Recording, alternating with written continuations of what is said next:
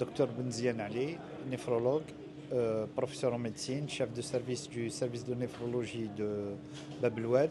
Et en même temps, je suis chef du département au niveau de l'Agence nationale des greffes.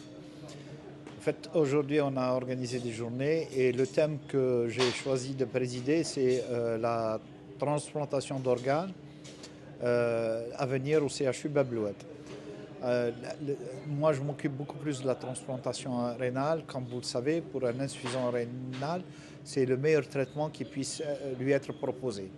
Ceci dit, les deux autres modalités que sont l'hémodialyse et la dialyse péritonéale ne sont pas en concurrence avec cette technique.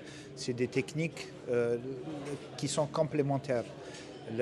La greffe, l'hémodialyse et la DP fonctionnent ensemble.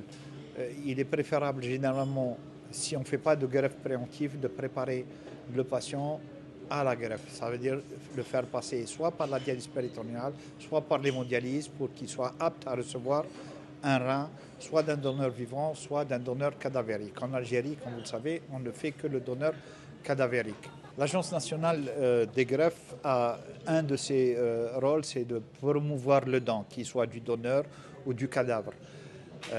Elle fait pour ça, elle s'associe à des sociétés savantes, sociétés comme IMC, pour faire des sensibilisations au niveau du grand public, une sensibilisation directe par des encarts publicitaires ou par des réunions de sensibilisation au niveau des écoles, des mosquées et de certaines universités.